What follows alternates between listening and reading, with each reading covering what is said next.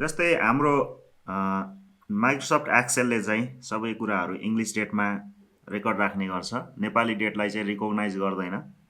त्यसको लागि चाहिँ तपाईँले इङ्ग्लिस डेटलाई करस्पोन्डिङ नेपाली डेटमा कन्भर्ट गर्न चाहनुहुन्छ भने स्काइडेट भन्ने एउटा हाम्रो नेपाली साथीहरूले बनाएको एउटा फाइल छ। यो फाइललाई डाउनलोड गर्नुपर्ने हुन्छ। यसलाई एडिन भनिन्छ एक्सेलमा। अनि यो नेपाली डेटको यो स्काइडेट भन्ने एडिन चाहिँ मेरो युट्युब च्यानलको लिङ्कमा छ। यो चाहिँ त्यहाँबाट तपाईँहरूले डाउनलोड गर्न सक्नुहुन्छ। सो यो फाइललाई चाहिँ तपाईँले कपी गरेर कुनै एउटा नचलाउने एकदम पर्मानेन्ट टाइपको सी ड्राइभभित्र कतैपट्टि पेस्ट गर्नु होला।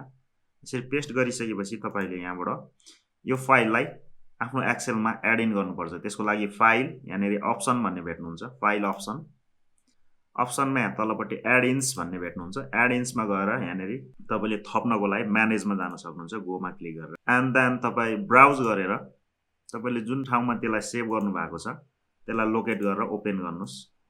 ओके, यसलाई ओपन गरेपछि यसलाई टिक लगाउनु होला अनि ओके गर्नुभयो भने अब यसले चाहिँ तपाईँको एक्सेलमा विभिन्न फर्मुलाहरू थप्ने काम गर्यो। लाइक तपाईँ यहाँनिर डेट अनि एडी टु बिएस भन्ने फङ्सन यहाँ थपिएको छ। अरू पनि थपिएको छ। यसो गरियो भने र यो इङ्ग्लिस डेटलाई देखाइदिनु भयो भने यसले करस्पोन्डिङ नेपाली डेटमा कन्भर्ट गर्छ। ठिक छ। अब यो चाहिँ के छ भन्दाखेरि तपाईँको नेपाली डेटहरू त जस्तै 4 महिना 31, 32 गते पनि हुन्छ।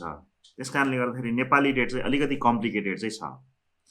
माने हाम्रो साथीको एकजनाको क्वेसन थियो, नेपाली डेटबाट नेपाली डेटलाई घटाएर कसरी चाहिँ नयाँ डेट बनाउने भन्ने कुरा थियो। जस्तै मैले 12 महिना 14 गते गरेँ भने यो दुईटालाई हामी जोड घटाउ गर्न सक्छौँ। त्यसको लागि हामीले के गर्न सक्छौँ, यहाँनिर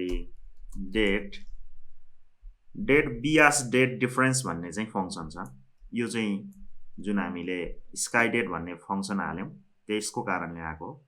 सो हाम्रो इन डेट यो हो, कमा स्टार्टिङ डेट अथवा दुईटा डेट यसरी राखिदिनु भयो भने यसले 30 डेज भनेर दिन्छ हामीलाई रिजल्ट।